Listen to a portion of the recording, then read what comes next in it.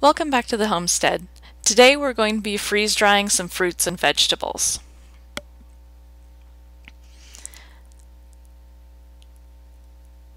We have a tray full of bananas, and I did try stacking some of them vertically to see if they would dry out well enough like that.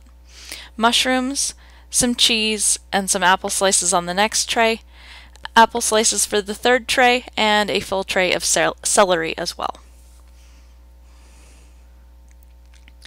We're excited to try using the celery and mushrooms in our daily cooking, and the apples and bananas we think will make wonderful snacks.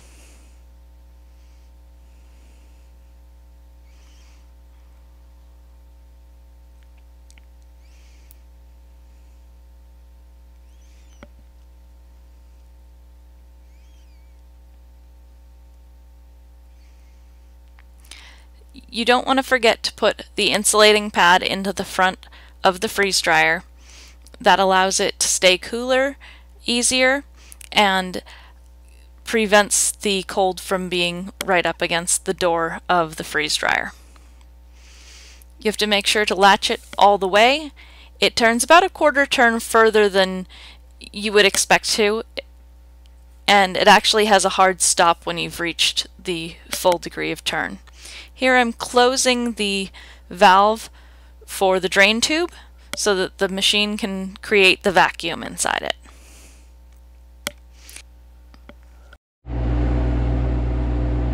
So it's the next morning and the freeze dryer has finished overnight, and so we're ready to open the drain vent valve.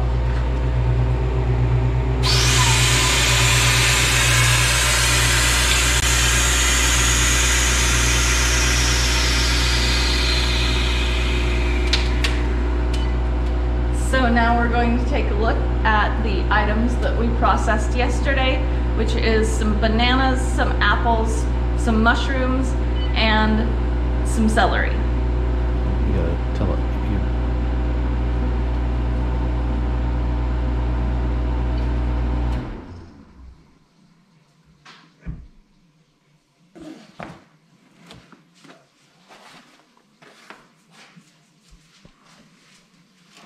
All right, so here's our bananas.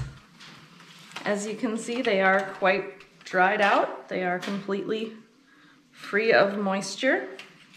We did some standing up to see how those would do, and we did others lying down. We did some like these ones that I actually cut into quarters, and I didn't separate them, and that seems to have been kind of a mistake because they're a little hard to get apart. But they do break apart into even quarters. So those are for Ryan for snacking. And then we have apples for me for snacking. And these are quite dry and crunchy.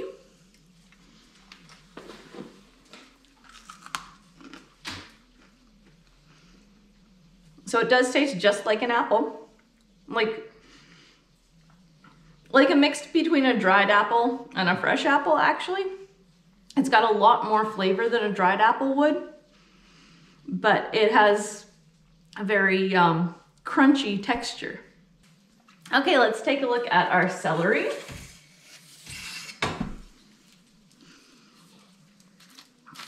Again, it's completely light and completely dry, so that'll be nice for soups and stews.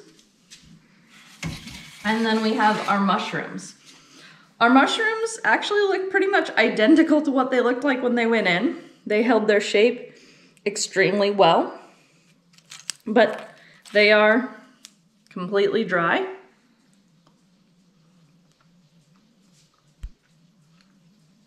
And they taste just like when they went in.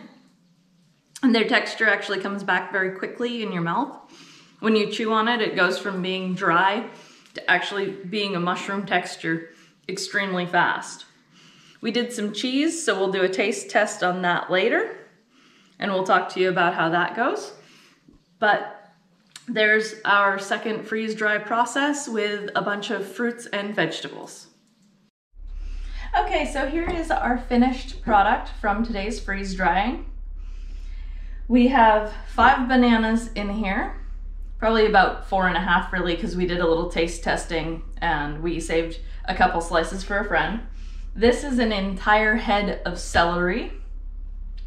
This is about 7 ounces original weight of mushrooms.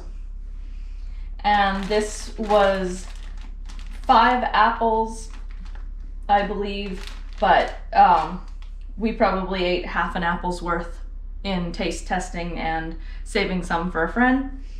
So you can see it does shrink down a little bit when you freeze dry it, but not very much.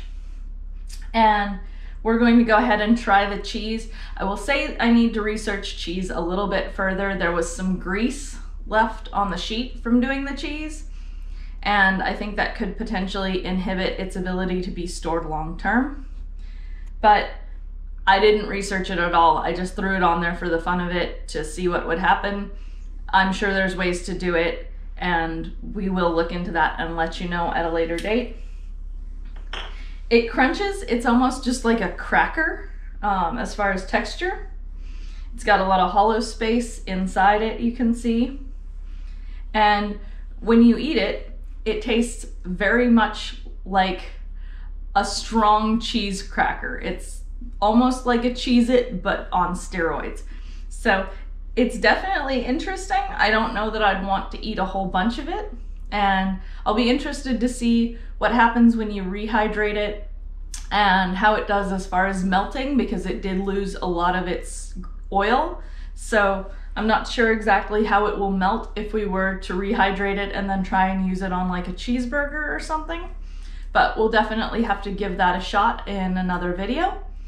Thanks for watching. Don't forget to like and subscribe.